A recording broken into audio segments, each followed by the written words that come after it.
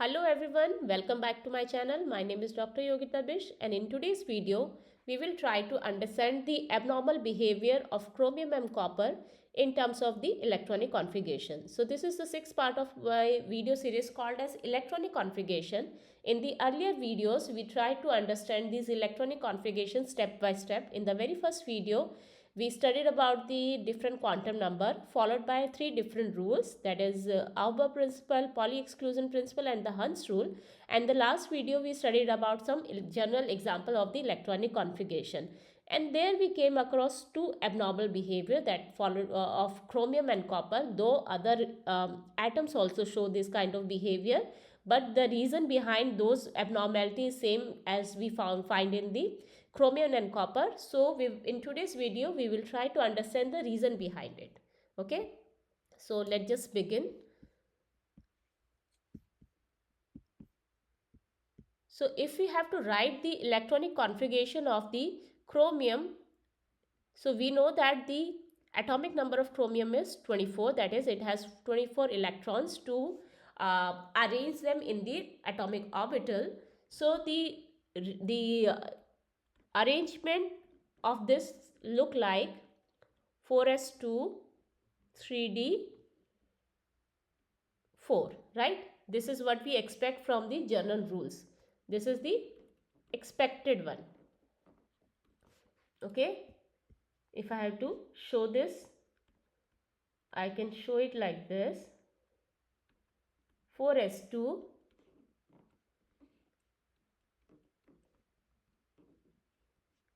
3d 4, right? This is the expected one. But the actual one is argon 4s1 3d5. This is the actual configuration, or if we have to represent this, we can represent it like this.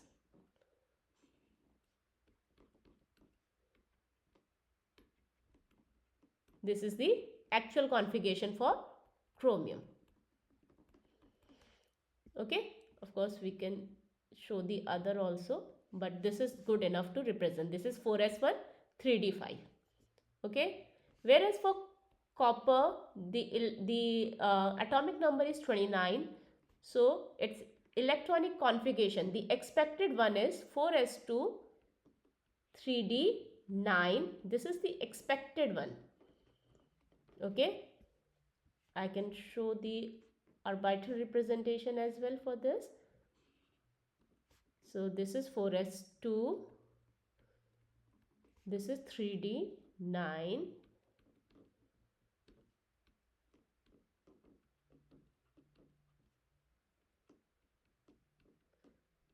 right? This is the expected one. But we all know that the copper shows the abnormal behavior, and instead we have 4s1 and 3d10.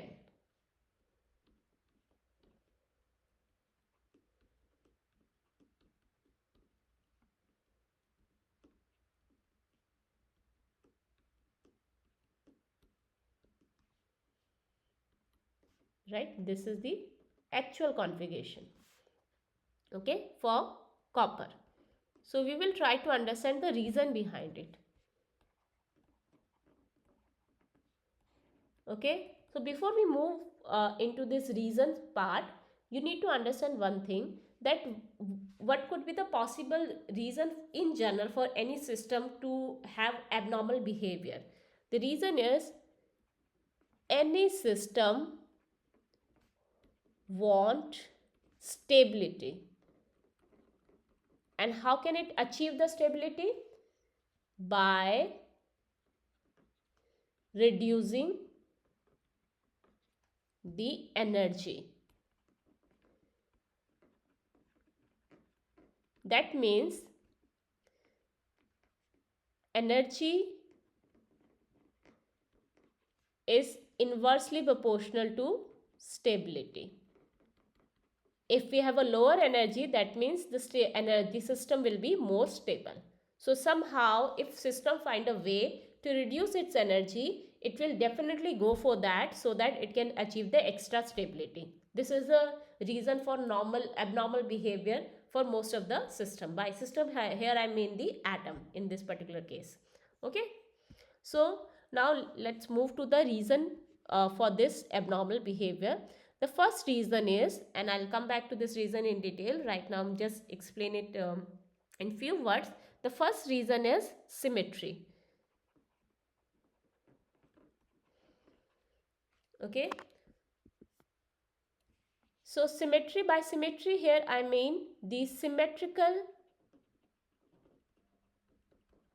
distribution of electron.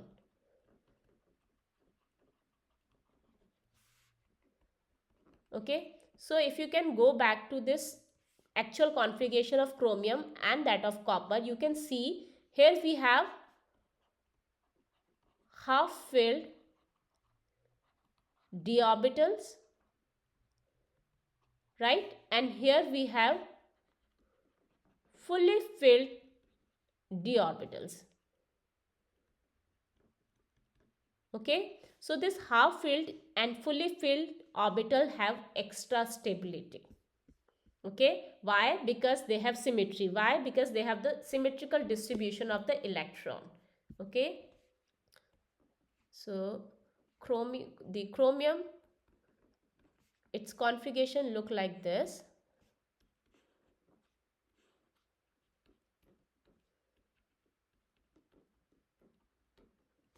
(4s1) 3d5. This is half filled. Okay, and copper 29, it has 4s1.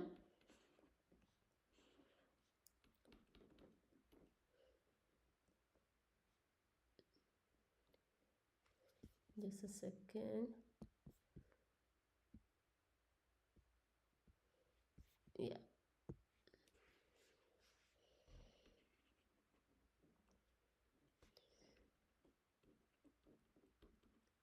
So copper has 3d10. So this is fully filled. Okay. So this seems to be more symmetrical as compared to the expected configuration. So here we can say that the half filled and the fully filled has more symmetrical distribution of the electron around it. Okay, because of which what happen is it gain extra stability, it gain extra symmetry, and that extra stability every system want to achieve. Okay, that is why they prefer this half filled and fully filled configuration rather than the expected configuration. Okay, so you can write that half filled and fully filled orbitals have extra stability due to symmetrical distribution of electron.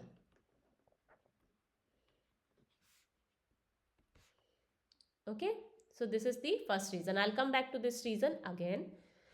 Let's just move to the second reason. Second reason is your exchange energy.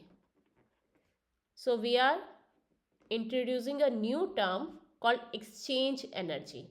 Okay, so for that you need to understand another term. There is something called energy required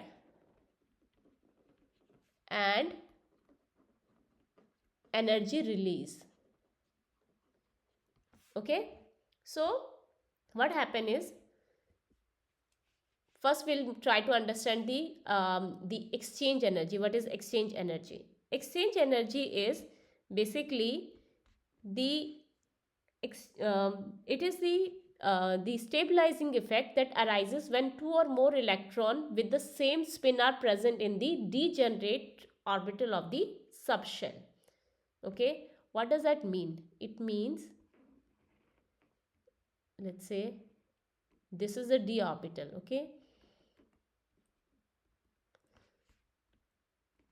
Okay, so now if we have only 2 electrons here, and these are the degenerate states. Okay, what does it means? It means they have the same energy. Okay, so that is why this electron can exchange its position with the other electron, right, which is having the same spin, and it is present in the degenerate state. That is, it is present in a location which also has the same energy. It doesn't require extra energy, right? So this energy is the energy release. Okay, so they have the tendency to exchange its position with the other electron, and if we have more such option, then what will happen? The system is going to have a lower energy and more stability. Okay, so here only one exchange is possible. Okay, if we have more electrons, let's say if we have 3 electrons, then in that case what will happen? It can exchange its position with this electron and this electron. Okay, that is possible. Or this can also exchange its energy with position with the other electrons. So 1 2 3 options are possible,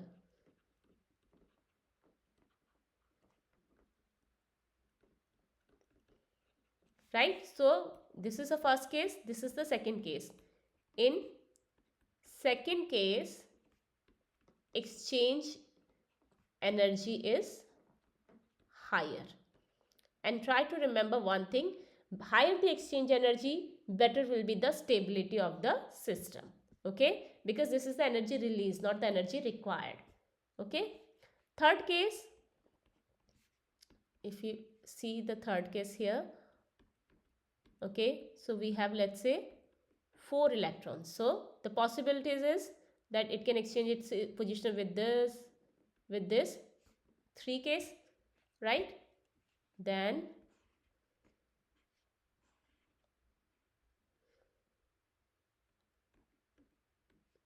one, two, three, 4. Okay, then the position number this it can exchange its position with the next electron and the next electron. So 2 options. And lastly 2 3 4, this one it can exchange with the next electron. So 1 option. So in total 6 options are there. Therefore, no point of guessing. Number third has a more exchange energy as compared to second and the first.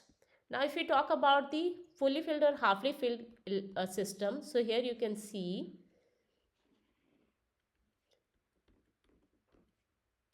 1, 2, 3, 4, 5. Okay, this is 3D5 system. Okay, so if it has to exchange its energy, it can exchange its energy with this, and this. That means 1 2 3 4, 4 options are possible. Okay, next,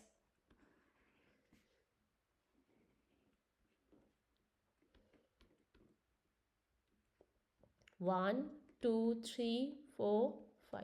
One is extra. Sorry.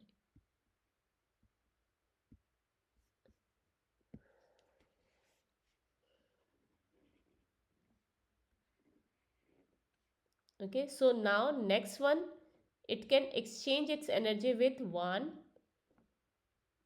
2, and 3. 3 options are there. Then for the next electron, 1 2 3 4. So 1 2 3 4 5. Now the third one, it has 2 options, right? And the last one, 1 2 3 4 5. This one, it has 1 option. So in total 10 options are there. So obviously in fourth case, exchange energy is the highest.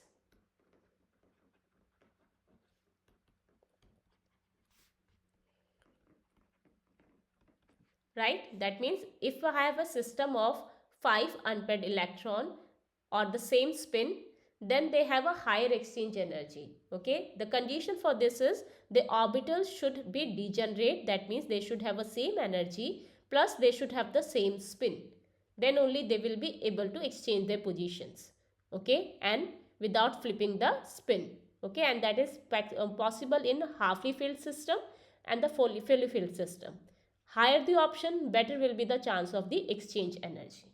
Okay, that is why any system want to have a halfly filled configuration or the fully filled configuration, so that it can maximize its exchange energy and minimize its or minimize its overall energy and maximize its stability. Okay, so now you must be wondering that why only chromium or copper? There are other options also. For example, we also have vanadium, which has 23, right? So in vanadium, the configuration look like this. Again, argon, followed by, we have 4s2 and 3d10. Sorry, 3d3. 1, 2, 3, right? Whereas in chromium, we have 24 argon. This is argon.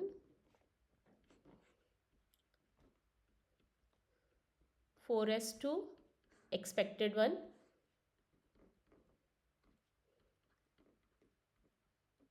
Right? 3d4, the expected one. So in case of argon, what is happening? One electron from 4s2 is moving to the 3d orbital to give us the actual configuration, that is 4s1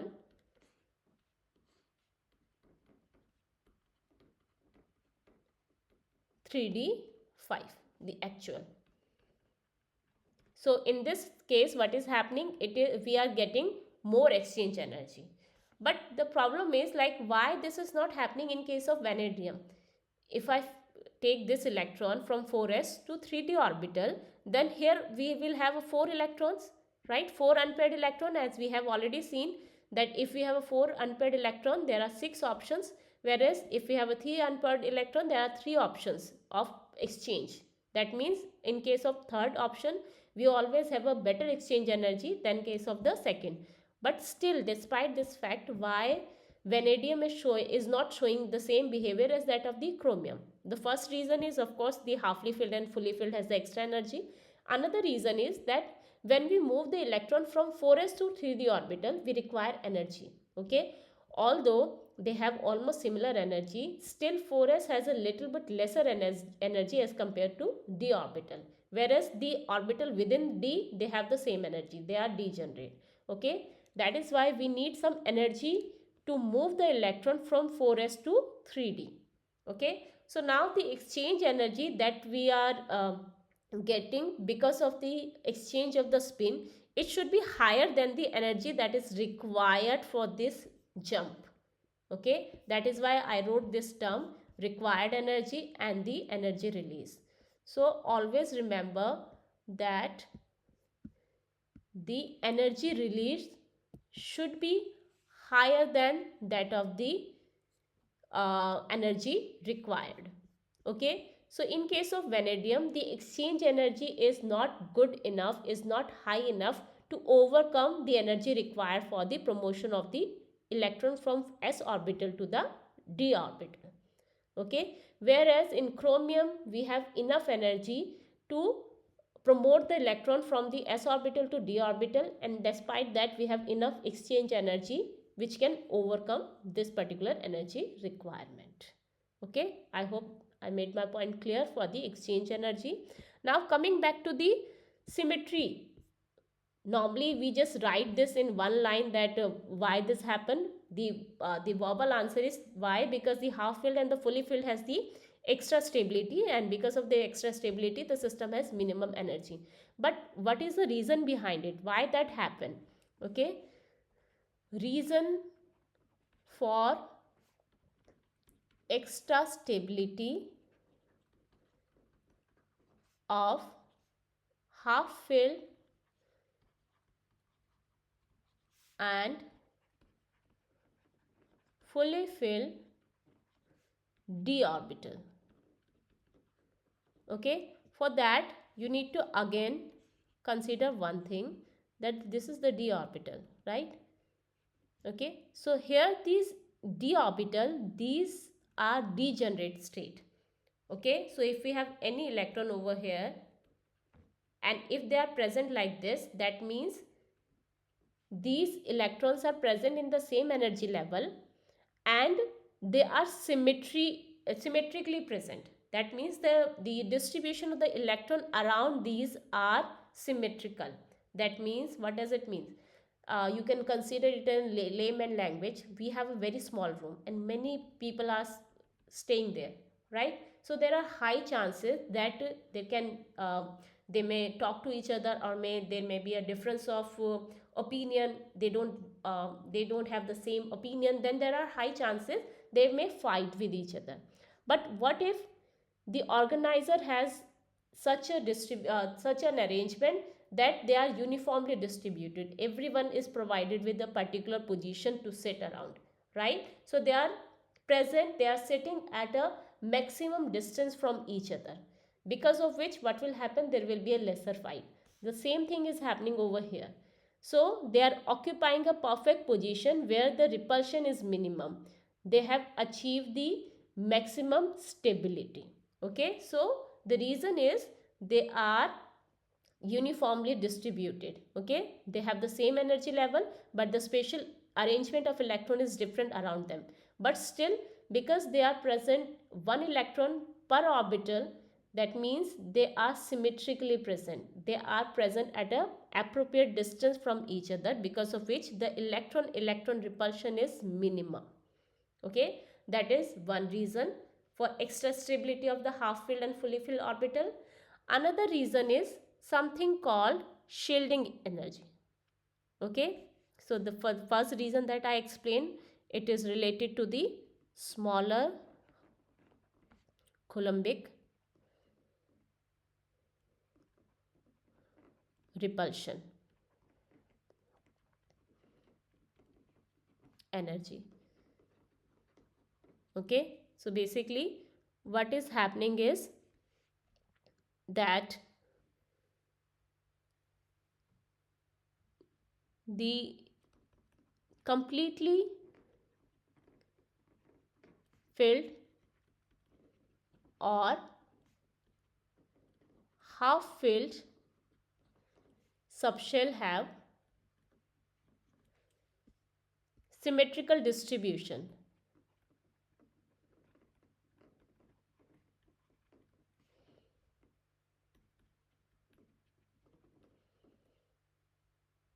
Okay, so what is happening, that this is reducing the coulombic repulsion among them.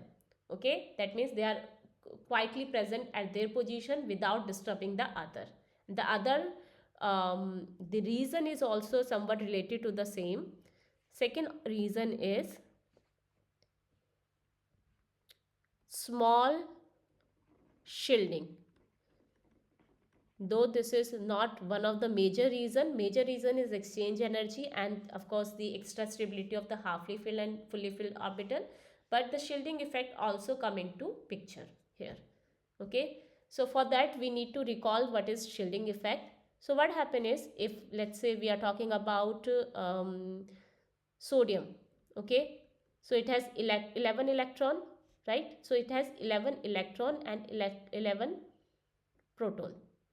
Okay, so what happen is, you know that there is something called nucleus which is having positive charge. Okay, and the electrons are around it in different shell. So this is the simplest representation. Of course you know that this is not the right representation, but in a layman language we can show that. So it has positive charge and the electron has the negative charge. So what happen is, the nucleus try to attract the electron towards it.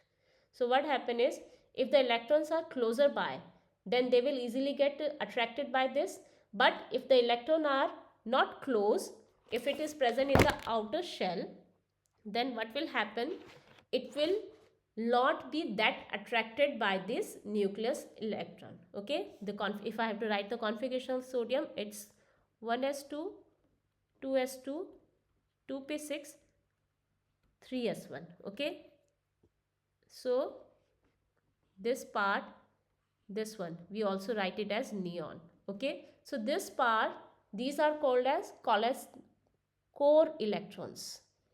Okay, and the outermost is the electron which is present in the 3s orbital. Okay, so sometimes what happen is the core electron, they try to provide a shielding effect, because of which what will happen, the electron which is present in the outermost shell, it doesn't feel that much attraction towards the nucleus. Okay, why?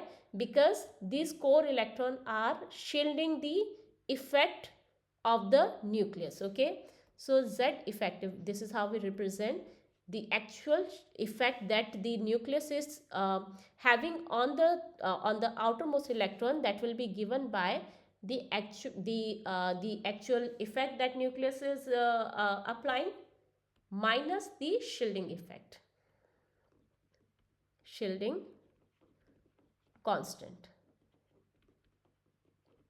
So of course, what you want the shielding constant to have a lower value, so that the outermost electron also feel kind of attraction towards the nucleus, because if it is properly attracted towards the nucleus, that means it will be closely bind with the nucleus and it will not go away easily, right?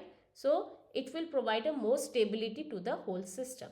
So now what happen is, in this particular case, if we talk about this particular case, so in this case what happen is that the d orbitals, the electron which are present here,